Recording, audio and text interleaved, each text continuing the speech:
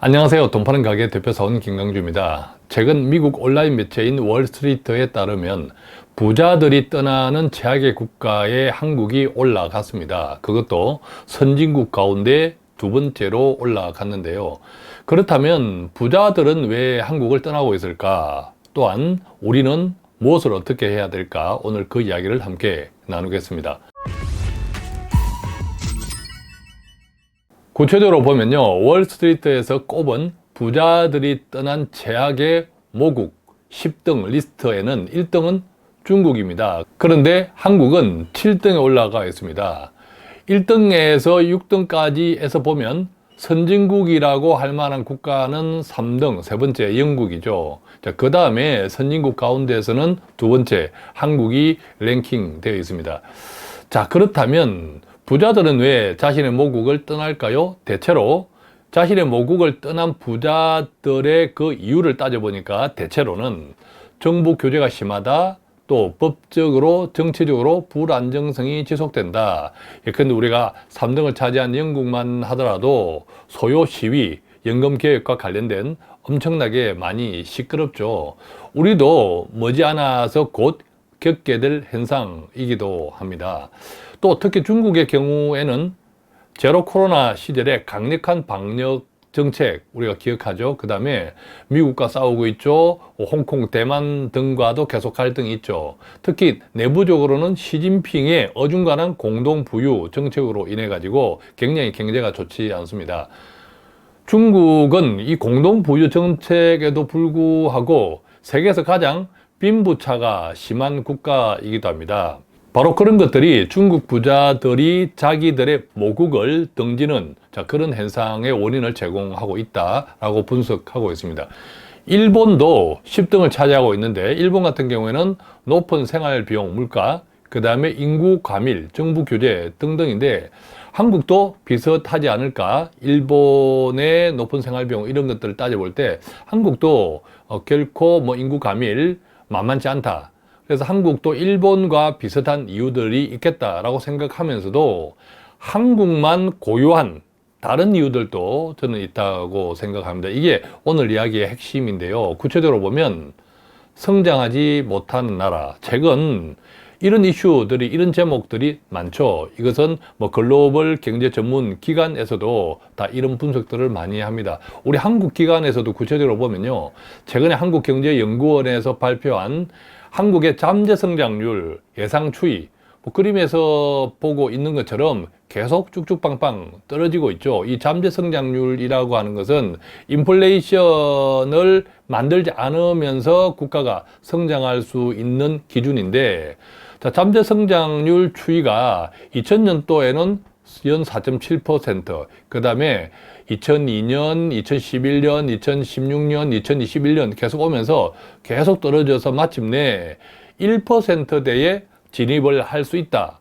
이렇게 2020년대 후반부터 전망을 하고 있습니다.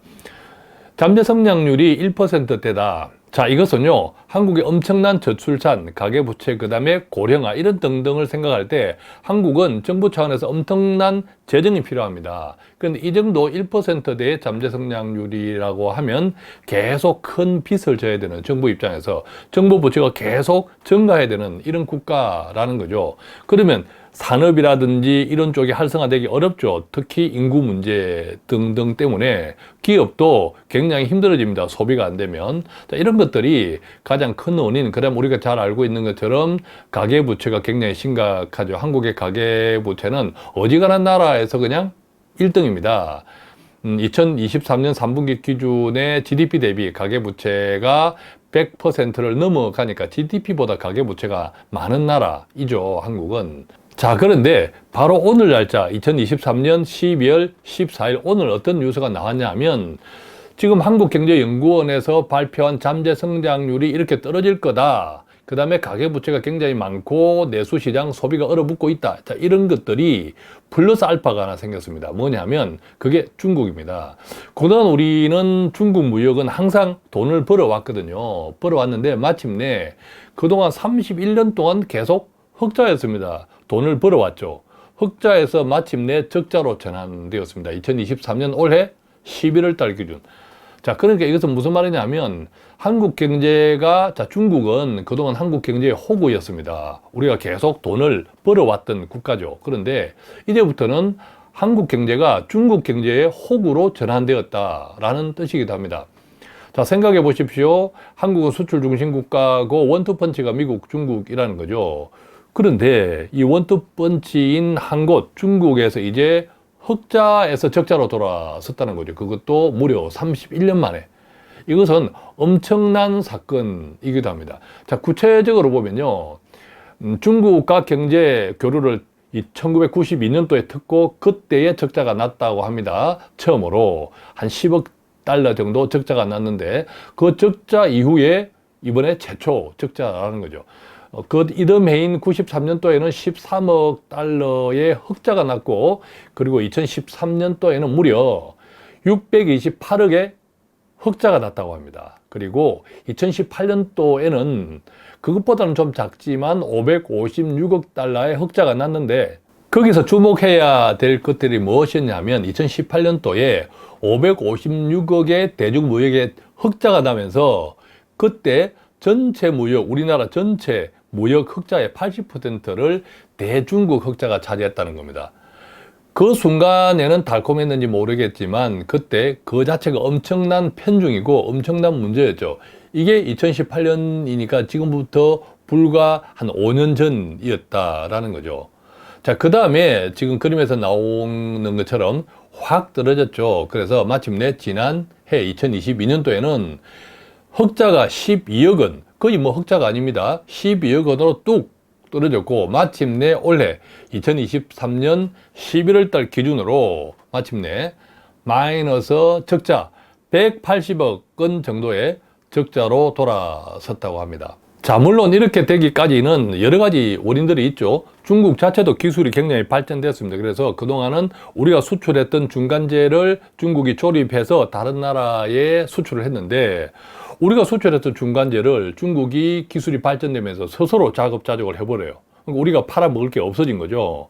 중국 내수 소비자 시장만 하더라도 예컨대 화장품 같은 경우에는 전부 다 메이드 인 코리아 화장품이 아주 인기였거든요. 그런데 이제 어지간한 화장품의 질은 중국 제품들이 다 올렸습니다. 그리고 아주 비싼 것들은 외국 제품을 쓰죠. 우리 한국도 그렇지 않습니까? 이제 그렇다 보니까 중국 내수 시장에서 한국의 소비재가 차지하는 비중도 뚝.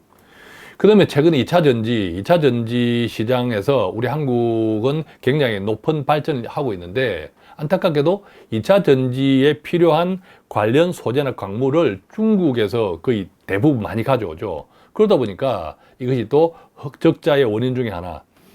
그 다음에 반도체가 수출이 크게 안 좋아졌죠. 자, 이것도 큰 영향. 자, 근데 여기서 우리가 꼭 기억하셔야 될 것은 반도체 업황이 개선되면 이게 나아질까?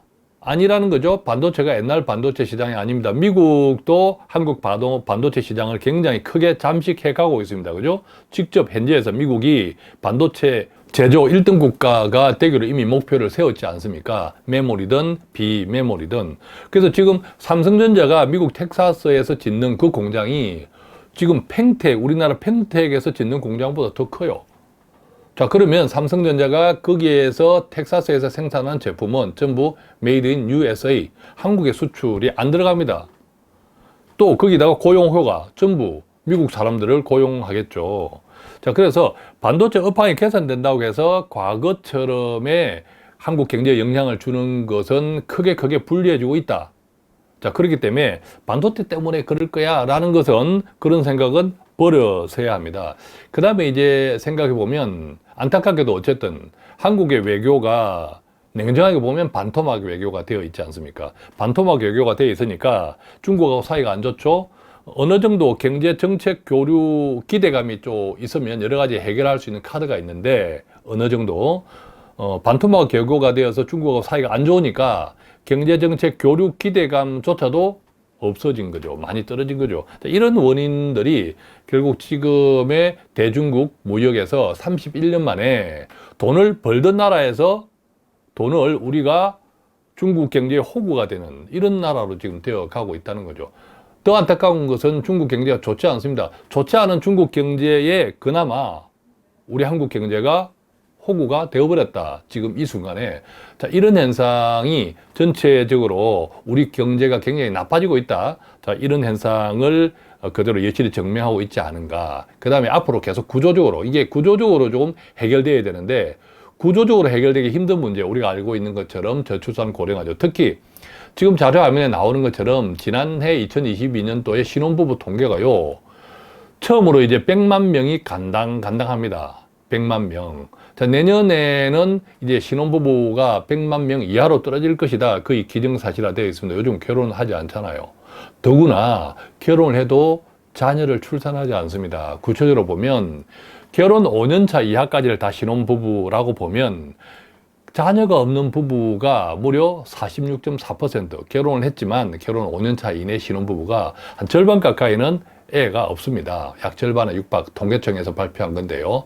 자, 이것은 어떤 현상이냐. 그래서 지난해 이 결혼 5년차 이하 신혼부부가 출산한 자녀가 37만 8천 쌍 정도가 자녀가 없는 부부라고 합니다. 자, 이것은 구체적으로 어떻게 이해해야 할까요? 그렇다고 자녀를 출산한 신혼부부 가정에서 2명 이상을 출산한 것도 아니거든요. 그래서 얼추 잡아보면 신혼부부 200만 명이 한 50만 명 정도 아이를 낳았다. 이렇게 이해할 수도 있는 거죠.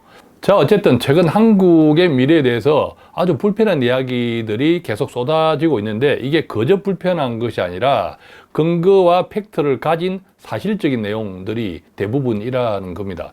자, 그런데 결과 부자들이 선진국 가운데 두 번째로 떠나는 나라가 바로 한국인데, 저 부자들은 떠날 수 있는데 떠나지 못하는 우리는 어떻게 해야 합니까? 자, 그 5가지 나름대로 제 생각을 정리해 드리도록 하겠습니다. 첫 번째는 정부가 끝까지 책임질 수 없다. 자, 이 생각 분명히 가지셔야 되고, 두 번째, 소득활동은 그래서 당연히 소득활동은 가능한 한 오래 하시라. 뭐든 하시라. 그래서 돈을 버시라.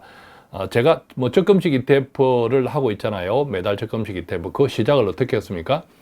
60세가 되었는데 연금도 없고 목돈도 없어. 어떻게 해야 될까요? 한 5년 동안은 뭐든 해서 한 200 정도는 남길 수 있을 것 같아요. 100, 200 정도. 자, 그래서 5년 동안 그럼 제하고 한번 저축을 해봅시다. 투자를 해봅시다. 하고 시작한 거거든요. 자, 그렇기 때문에 뭐든 하시면서 소득 활동을 강한 오래 하시라. 세 번째는 혹시 여유가 있다고 다 큰 자녀에게 미리 돈 주지 마십시오. 여유가 있다고. 지금 여유가 있다고 해서 평생 여유가 있는 것은 아니고, 그 평생이 지금부터 언제까지일지 알 수가 없습니다. 또한 다 큰 자녀와는 경제적으로 독립해야 됩니다. 안타깝게도 아직도 성인 자녀들이 부모에 얹혀 사는 가구들이 점점 많아지고 있습니다. 서로 불편하죠. 자, 그 부분 정확하게 선을 좀 그어 주셔야 되고요. 네 번째는 그래서 개인연금, 내 노후에 정부랑 관계없이 내가 쓸 수 있는, 내 능력껏 쓸 수 있는 개인연금 등을 가능한 많이 확보해야 되는데, 관련해서 한국 경제도 좋지 않다 여러 가지 하면, 지금 우리는 한국 경제뿐만 아니라 한국에서 글로벌, 예컨대 미국이나 다른 글로벌 시장에 투자할 수 있는, 뭐 현지 시장에서 달러로 투자할 수도 있고, 한국 시장에서 한국에 상장된 글로벌 지수, ETF 이런 등등 많거든요. 직접 주식이 아니라 ETF 펀드죠, 펀드. 자, 이런 것들에 좀 다양한 관심을 가져보면 좋겠습니다. 물론 제가 하는 월적금식 ETF 같은 경우도 다 ETF 펀드, 한국 상장 글로벌 ETF 이런 펀드들로 많이 구성이 되어 있죠.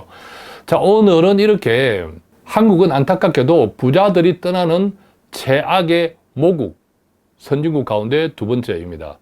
자, 그 이유를 한번 살펴보았고, 우리가 조금 더 긴장해야 합니다. 그렇다면 어떻게 해야 될 것까지 함께 나누어 보았는데, 지금 노후를 준비해야겠다라고 생각하시는 분들은 말할 것도 없고, 지금 당장 노후에 닥쳤는데 준비된 게 없다. 자, 그런 분들. 또 반대로 내가 지금 노후는 살지만 나름대로 좀 여유가 있어. 이런 분들조차도 오늘 방송 좀 귀담아 들으시고 본인한테 어떤 것을 적용해야 할지 잘 생각해 보시면 좋겠습니다. 고맙습니다.